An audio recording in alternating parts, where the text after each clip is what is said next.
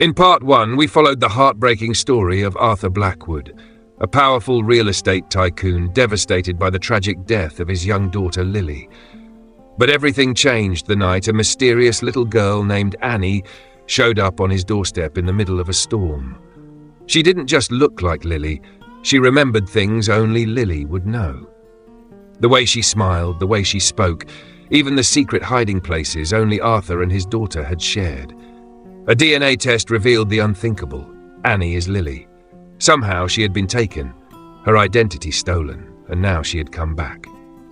Now we move into part two, where Arthur begins to uncover the dark truth behind Lily's disappearance. With the help of private investigator Jonathan Crowe, he follows a trail that leads to a hidden criminal network specializing in child trafficking and illegal experiments. Lily's memories reveal clues that help them rescue other children, and a sinister figure, known only as the Professor, starts to emerge from the shadows. But as Arthur gets closer to the truth, the danger grows. Lily may have escaped once, but the people behind this nightmare aren't done yet. Stay with us as we dive into part two, where love, justice, and truth are pushed to the edge. The information from Dr. Bennett and Detective Jonathan Crowe acted like a powerful stimulant, awakening the sleeping lion within Arthur Blackwood. The pain of losing his child now transformed into a fire of hatred and an iron will, to find the truth and make those behind this cruel conspiracy pay. Immediately, Arthur summoned his private security team, the best and most loyal. He also contacted a top New York law firm specializing in complex criminal cases. His objective was crystal clear: turn over every stone, investigate every connection, leave no clue unexamined. I want to know everything about Teresa Mason and her husband, James Mason, their past, connections, finances, anything that can help us find the mastermind. Jonathan Crowe will provide you with the initial information.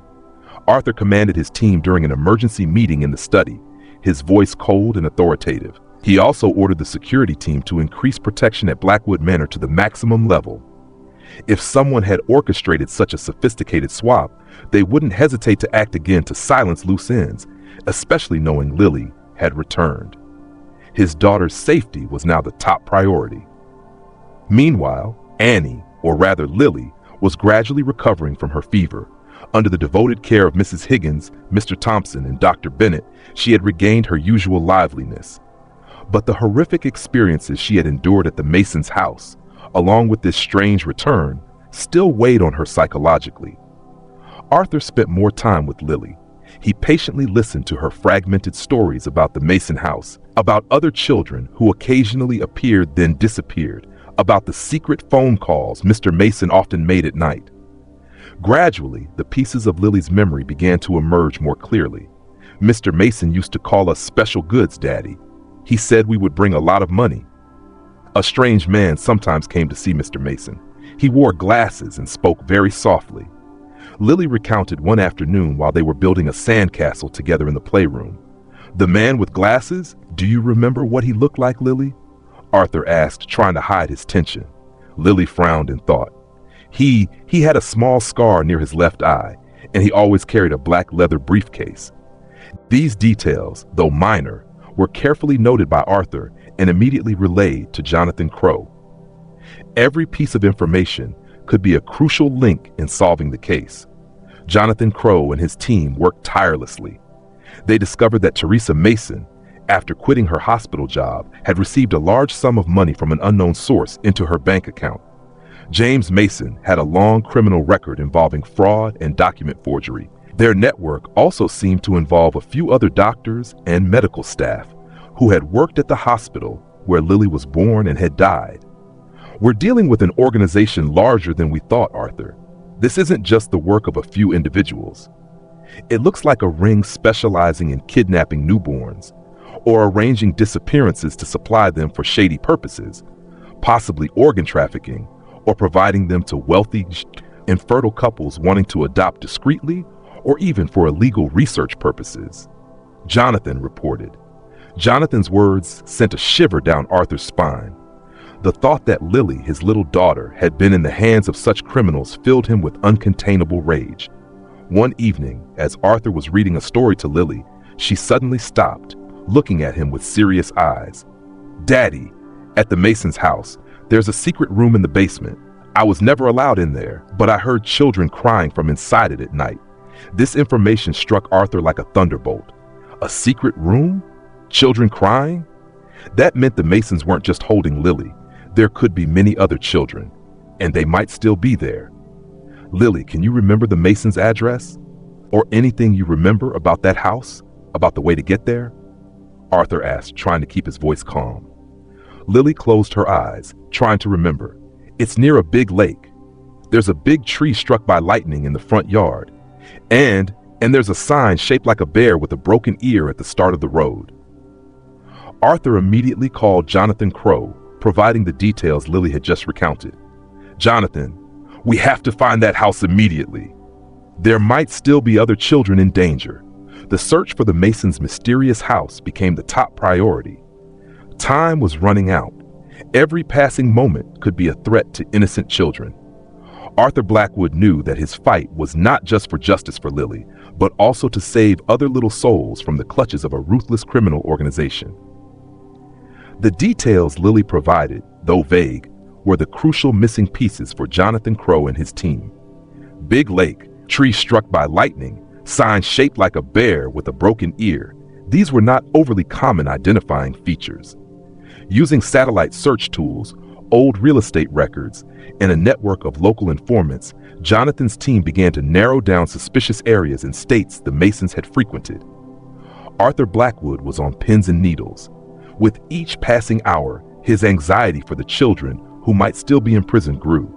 He tried to remain calm in front of Lily, gently continuing to jog her memory without pressure. "Lily, do you remember the color of that house?" Arthur asked one afternoon while they were drawing together. Lily paused her drawing, gazing into the distance. It was green, but very old. The paint was peeling in many places, and there was a broken swing on the porch. Those small details from Lily's innocent account became golden clues. Jonathan Crow, with decades of investigative experience, knew that children's memories, though sometimes fragmented, often contained unembellished truths. After many days and nights of relentless work, a call from Jonathan at dawn made Arthur bolt upright in bed. "Arthur, we found it. An abandoned house in rural Pennsylvania near Pymatuning Lake. Every detail matches Lily's description. Green paint, an old oak tree struck by lightning not far away, and locals confirmed an old bear-shaped sign at the head of the trail leading to that area. And most importantly, there are signs of recent unusual activity." Jonathan's voice came through, tinged with exhaustion but full of excitement. "Are the Masons there?" Arthur pressed. "We're not sure. The house seems to have been abandoned in a hurry, but there's something very concerning. A rather distant neighbor reported hearing strange noises a few nights ago, like a large truck, and saw flashlight beams in the area. The next morning, everything was quiet again. I've requested local police cooperation. We need to get there immediately, Arthur." Jonathan replied. Without a moment's hesitation, Arthur prepared to leave. He left Lily under the care of Mrs. Higgins and Mr. Thompson, along with a trusted team of bodyguards. Although he very much wanted to take his daughter along for identification, Lily's safety was paramount. He couldn't let her face danger again. As Arthur and Jonathan, along with an armed police team, approached the old green wooden house, a chill ran down their spines. The house stood isolated in a sparse forest, its appearance eerily silent. The main door was ajar, creaking with every gust of wind. "Careful!" Jonathan signaled for the police team to enter first. Inside, the house was messy and filthy. Belongings were strewn about, as if someone had ransacked the place hurriedly. A musty smell and some other indescribable odor filled the air. No sign of the Masons, nor any children in the upstairs rooms. Perhaps they fled, an officer said, but Jonathan shook his head. Lily mentioned a secret room in the basement. "Check under there." He pointed to an old rug spread in the middle of the living room. When the rug was pulled back, a wooden trapdoor was revealed, cleverly camouflaged. The door was secured with a large padlock. The police team quickly broke the lock. A blast of cold, damp, and foul-smelling air rose from below. Jonathan and Arthur, along with a few officers, carefully descended the creaky wooden steps. The cellar was pitch black, illuminated only by the faint beams of their flashlights. And then they heard it, a faint whimper, then another. then more. In a corner of the cellar, sectioned off by makeshift wooden planks, they found them. 5 children, aged 3 to 8, were huddled on filthy blankets, their faces gaunt, their eyes filled with fear and despair. When they saw the light and the strangers, they grew even more frightened, pressing closer to each other. Arthur felt his throat tighten. The sight before him was too horrifying. These children, what had they endured? "It's okay, children. We're here to help you." Arthur tried to say, his voice trembling. The oldest girl, about 8, timidly looked up. Are you Mr. Mason's people?" "No, sweetie. We're the police. You're safe now." Jonathan replied gently. The rescue proceeded quickly. The children were brought out of the dark cellar, attended to and reassured by medical personnel. Each child had their own heartbreaking story, lives stolen and exploited by the cruelty of the Masons and those behind them. The Masons had fled, but they couldn't have gone far. With the evidence gathered at the house and the children's testimonies, a nationwide manhunt was issued. Arthur Blackwood used all his resources to support the hunt, determined to bring the criminals to justice. Meanwhile, the rescued children were taken to support centers where they began their journey of healing from both physical and emotional wounds. Arthur and Lily visited them regularly, bringing toys, storybooks, and most importantly, the love and attention they had long been deprived of. This incident further strengthened Arthur's resolve to dismantle the entire criminal network behind the Mason family. He knew that as long as people like James Mason remained at large, innocent children would continue to suffer. His fight was not just for Lily, but for all those children. The successful rescue of 5 children from the Masons' dark cellar created a huge shock, not only for Arthur Blackwood, but also for the entire community. Information about the incident, though kept relatively confidential by the police to avoid affecting the larger investigation, had begun to leak out, causing outrage and anxiety. For Arthur, this was even more motivation to accelerate his fight against the criminal organization behind it all. He knew the Masons were merely pawns. The real string puller, the man with glasses Lily had mentioned, or possibly an even more complex network, was the ultimate target. Arthur increased his investment in Jonathan Crow's investigative team, providing them with all necessary resources, from finances to technology and his personal connections in the business and political worlds. "We're not just seeking justice for Lily and those 5 children, Jonathan. We are confronting a multi-headed monster. It might have inflicted pain on dozens, even hundreds of other families. We must sever all its heads," Arthur said during a strategy meeting. Jonathan Crow, with strong support from Arthur, expanded the scope of the investigation. They not only hunted for the Masons, but also focused on identifying the man with glasses and his accomplices.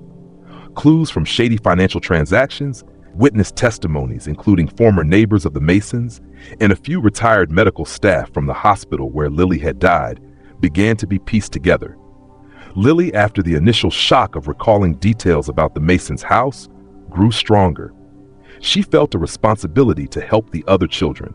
Lily's extraordinary memory and keen observation skills, things previously considered merely strange, now became potent weapons. She could recall license plate numbers, snippets of overheard conversations, and even small details on the clothing or accessories of strangers who had visited the Masons. "Daddy, one time I saw Mr. Mason talking on the phone with a woman. He called her Lady K. He said the new shipment was ready and Lady K should prepare the final payment." Lily recounted. "Lady K? A new lead." He immediately informed Jonathan. Lily's involvement didn't stop at just providing information. Her very presence, her story of returning from the dead, inspired many people. Arthur, after careful consideration and with Lily's consent, decided to publicize a part of his daughter's story, using an alias to protect Lily Annie's true identity, through an exclusive interview with a reputable journalist. The purpose was to warn society about child kidnapping and trafficking, and to encourage victims or those with information to bravely speak out. That article created a strong wave of public opinion. Many families whose children had mysteriously disappeared contacted the police or Jonathan's team, providing more important clues. Public pressure mounted, forcing authorities to expedite their investigations and preventing them from ignoring the increasingly clear evidence of an organized criminal network. The mastermind and his accomplices began to feel the heat. They hadn't expected that the reappearance of a child they thought was dealt with could cause such a huge storm. They began to act to cover their tracks, destroy evidence, and find ways to silence potential traitors. A few important witnesses Jonathan was approaching suddenly disappeared or refused to cooperate out of fear. The fight became more dangerous than ever. Arthur knew that he and his family were becoming direct targets. Security at Blackwood Manor was tightened to the maximum. Lily was protected 24/7. But Arthur didn't back down. He became even more determined. "They're scared, Jonathan. Panic will make them make mistakes. We must seize this opportunity," Arthur said. They decided to set a bait. Based on the information Lily provided about Lady K and some suspicious financial transactions related to a shell company named Kindred Spirits Foundation, Jonathan orchestrated a fake meeting, hoping to lure out Lady K or some other important figure in the network. The chosen location was a private art gallery, a place where discreet meetings among the elite often took place. Arthur, through a third party, leaked information that he was seeking a special solution for a sensitive family matter and was willing to pay a large sum. The trap was set. Would Lady K take the bait? And if so, what would Arthur and Jonathan face when the final veil of secrecy was lifted? Serafina Gallery, an art gallery renowned for its unique collections and private spaces, was chosen as the location for the fateful meeting. Arthur Blackwood, under an alias and a meticulously crafted cover story, had succeeded in attracting Lady K's attention through intermediary channels Jonathan Crowe had skillfully set up. The offer of a special transaction involving a child with a complex situation and a handsome reward was enough to make the big fish bite. On the evening of the meeting, the gallery closed early, citing a private event. Outside, a light drizzle began to fall, making the New York atmosphere even gloomier. Arthur, in an elegant suit, but with a somewhat weary expression to enhance his role's persuasiveness, entered the gallery. Inside, there were only a few discreet attendants and soft yellow light illuminating expensive artworks. Jonathan Crowe and his team, including undercover police officers, were already present, blended in with the staff or hidden in strategic positions with perfectly camouflaged recording devices. Arthur was led to a VIP room at the back, where a small table was set in the middle of the room with two velvet armchairs facing each other. He sat down, trying to keep his breathing steady, though his heart was pounding. This was a dangerous gamble. If Lady K suspected anything, or if there were any flaws in the plan, things could become much worse. Time passed slowly. 10 minutes, 20 minutes. Arthur began to feel anxious. Had the other party sensed something? Just then, the VIP room door opened softly. A woman entered. She was around 50, elegantly dressed in a designer black suit with a silk scarf draped casually around her neck. Her platinum blonde hair was styled in a sophisticated updo. Her face was meticulously made up, but it couldn't hide the sharp, cold look in her eyes. She wore an exquisite pair of tortoiseshell glasses. This detail made Arthur hold his breath. The man with glasses. Lily had mentioned, could it be a woman? Or was this just a subordinate? "Good evening, Mr. Blackwood. Or should I use the name you provided?" The woman spoke, her voice low and somewhat authoritative. She showed no hesitation. On the contrary, she seemed to be in control of the situation. "You can call me Miller, if you wish. I'm very pleased Lady K agreed to meet," Arthur replied, trying to maintain his composure. The woman smiled faintly, a less than friendly smile. "I'm always interested in special opportunities, Mr. Miller. Tell me about the sensitive family matter you need to resolve." The conversation began. Arthur, following the prepared script, spoke of an orphaned granddaughter for whom he wanted to find a better family, a more discreet environment due to complex reasons related to inheritance. He deliberately emphasized his wealth and the sum he was willing to pay for everything to proceed smoothly and secretly. Lady K listened intently, occasionally asking sharp questions about the child, the family situation, and the level of secrecy Arthur required. She appeared very cautious, but also couldn't hide her interest in the potential windfall. "We have very high standards for adoptive families, Mr. Miller. And of course, facilitating special cases like yours also requires a commensurate thank you. I understand that. Price is not an issue, as long as the child is well cared for and all traces are erased. The conversation delved deeper into the details of the transaction. Lady K began to reveal more about her network, about how they find suitable children and arrange new families for them discreetly and efficiently. She boasted about her connections with officials, doctors, and even influential figures in the underworld. From the secret surveillance room, Jonathan Crowe and his team recorded every word, every gesture. The evidence was becoming clearer. Lady K was not just an important link, but possibly one of the leaders of this criminal ring. We need a little more. Try to suggest you need to take care of some old paperwork related to the child to see her reaction. Jonathan whispered into the communication mic to Arthur. Arthur understood. There are some issues with the child's birth certificate that I need to clean up thoroughly. Can your organization help me with that? I hear you are very good at creating new beginnings. He said to Lady K. Lady K's eyes glinted with a strange light. Mr. Miller, we can handle everything, from A to Z. From caring for a current child to ensuring its past completely disappears or is rewritten as desired.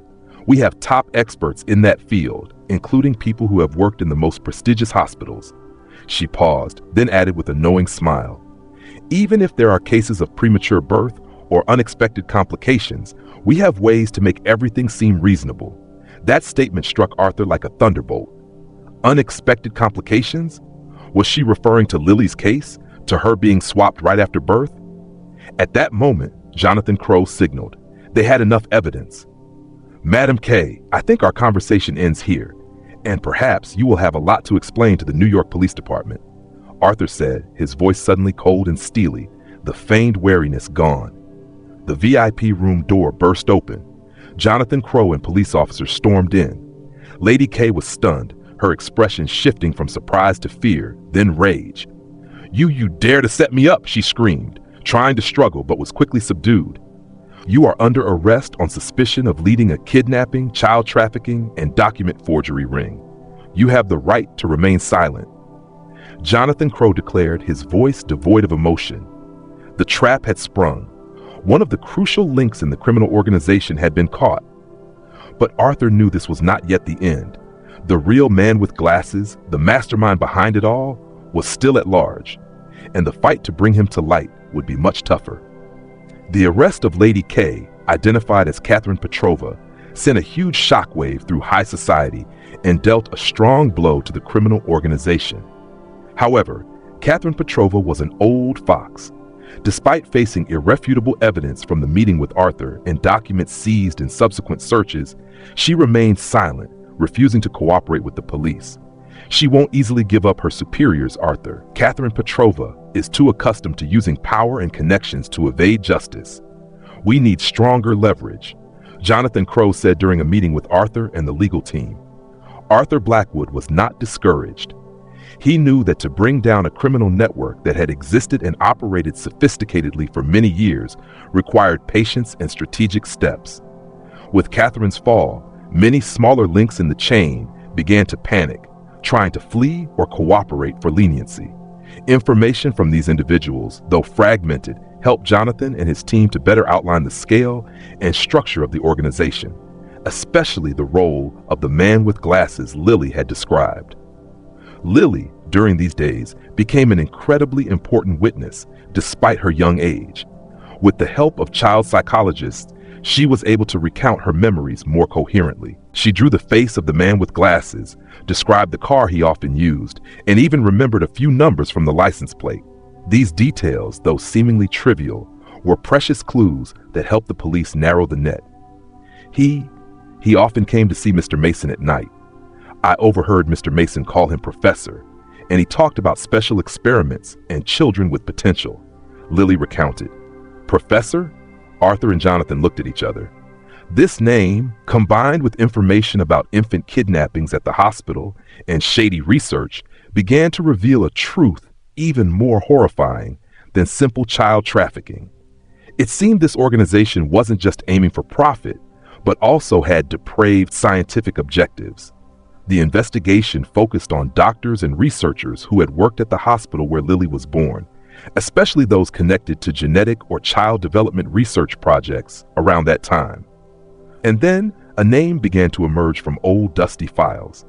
Dr. Alastair Finch, a talented but ambitious geneticist who had suddenly disappeared from academia years ago after several scandals involving unethical experiments.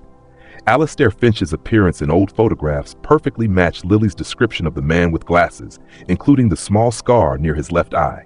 It's him, the one who ruined so many children's lives, the one who stole my daughter, Arthur declared upon seeing Finch's photograph.